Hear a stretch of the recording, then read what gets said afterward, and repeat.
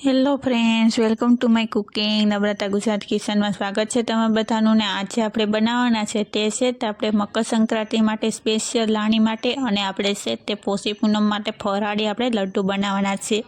તો તે લડ્ડુ તે કઈ રીતના બનાવવા તે હું તમને બતાવવાની છું, જેથી કરીને તમે બ્લોગમાં કન્ટિન્યુ રહેજો। અને તે લડ્ડુ છે તે માત્ર આપણે છે તે 3 થી 4 સામગ્રીની અંદર તૈયાર થઈ જશે તેવા જ આપણે આ લડ્ડુ બનાવવાના છે।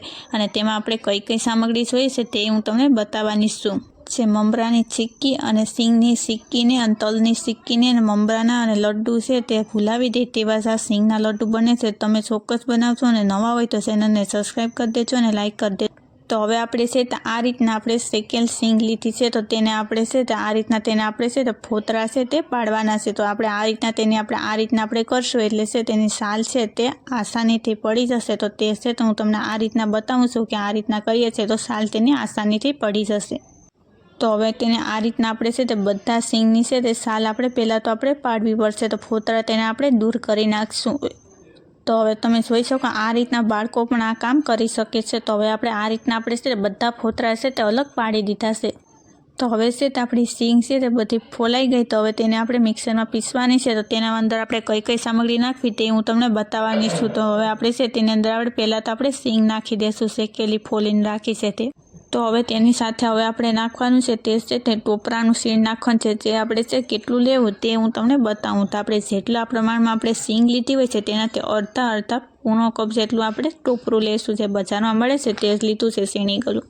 તો હવે તેની સાથે આપણે એલચી નાખવાની છે। તો મેં ઓલરેડી એલચીને ફોલીને જ લીધેલી છે, તો તે નાખી દઈશું, જેથી કરીને છે તેની સ્મેલ છે તે સિંગનો પાવડર થાય તેની અંદર સરસ આવે। તો હવે તેનો એકદમ સરસ મજાનો સિંગનો પાવડર થઈ ગયો છે। તો તમે જોઈ શકો છો કેવો સરસ મજાનો થયો। તો હવે તેને આપણે બહાર કાઢી લઈશું। તો આ રીતના જે આસરી છે સિંગ છે તેનું તેલ નોખું ન પડે ત્યાં સુધી તેને પીસવાની છે। તો હવે તેને આપણે આ રીતના આપણે છે તે 1 કપની અંદર છે તે આપણે બધો છે તે માવો આપણે કાઢી લઈશું, સિંગનો બનાવીને રાખ્યો છે તે। તો હવે છે તે આ રીતના આપણો સિંગનો પાવડર છે તે તૈયાર થઈ ગયો છે, એટલે મતલબમાં એકદમ માવા ટાઈપ જ આપણો સિંગનો પાવડર થયો છે। તો હવે તેને આપણે આગળની પ્રોસેસ કરવાની છે। તો તેના માટે થઈને અહીં આપણે ખાંડ લીધી છે। જેટલું આપણે છે તે ટોપરું લીધું હોય છે તેના જ પ્રમાણમાં આપણે ખાંડ લેવાની છે। તો તે બંને સરખું લેવાનું। તો હવે આપણે આગળ તેને આપણે એક કડાઈની અંદર આપણે નાખી દઈશું, તે પહેલાં ખાંડને નાખવાની છે। તો હવે આપણે ખાંડ નાખ્યા બાદ હવે તેને આપણે ગેસને આપણે ઓન કરી દઈશું। ગેસને ઓન કર્યા બાદ હવે તેની અંદર આપણે પાણી નાખવાનું છે। તો જેટલું પાણી નાખવું તે હું તમને બતાવું, કેમ કે જ્યાં સુધી ખાંડ પલળે ત્યાં સુધી જ આપણે પાણી નાખવાનું છે। અને હવે તેની આપણે સાંસળી બનાવવાની છે। તો કેવી સાંસળી બનાવવી તે હું તમને બતાવવાની છું। તો પહેલાં તેને સખત હલાવતા રહીએ ને આ રીતના તમે જોઈ શકો છો કે ફીણા ઉપર આવી ગયા છે। તો આ રીતનો તાર થાય એટલે આપણી પરફેક્ટ સાંસળી થઈ ગઈ છે। તો હવે છે તો આ રીતની આપણી સાંસળી થાય એટલે હવે તેને આપણે ગેસને હવે આપણે ઓફ કરી દેવાના છે। તો તેની પહેલાં આપણે છે તેની અંદર આપણે જે માવા ટાઈપ આપણે બનાવીને રાખ્યો છે તે આપણે નાખી દઈશું સિંગનો પાવડર। તો હવે આપણે છે તે આ રીતના આપણે છે તે બધો છે તે સિંગનો પાવડર છે તે નાખીને સરસ મજાનું મિક્સ થઈ જાય પછી તેને આપણે નીચે ઉતારી લઈશું ગેસને ઓફ કરીને। તો જ્યાં સુધી કઠણ થાય ત્યાં સુધી તેને આપણે ગેસ ઉપર રાખશું પછી ઓફ કરી દઈશું।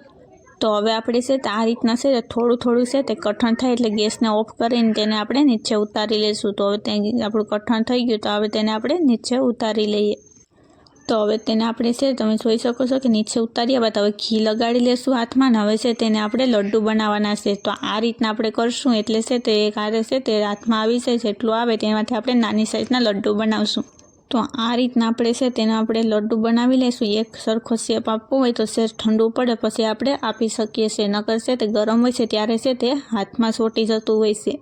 તો હવે તેને આપણે છે તે એક પ્લેટની અંદર હવે તેને આપણે કાઢવાનું છે। તો તેની પહેલાં આપણે એલચી છે તેનો આપણે લગાવી દઈશું, જેથી કરીને છે તે જોતાં જ છે તે બધાનું ખાવાનું મન થઈ જાય। તમને કોઈ ડ્રાયફ્રૂટ પસંદ હોય તો તે પણ તમે લગાવી શકો। તો હવે તેને આપણે છે તે આ રીતના આપણે એક પ્લેટમાં કાઢીને બધા છે તે લડ્ડુ છે તે આ જ રીતના આપણે બનાવવાના છે। તો તે પણ બધાએ આપણે બનાવી લઈએ। તો આ લડ્ડુ બનતા છે તો ઓછામાં ઓછી 5 મિનિટની અંદર છે તે આપણા લડ્ડુ તૈયાર થઈ જાય છે। તો તમે જોઈ શકો કે આપણા લડ્ડુ છે તે બની અને રેડી થઈ ગયા છે, કે જોતાં જ ખાવાનું મન થઈ જાય છે તેવા જ આ લડ્ડુ બને છે। તો તમે ચોક્કસ બનાવજો અને નવા હોય તો ચેનલને સબસ્ક્રાઈબ કરી દેજો।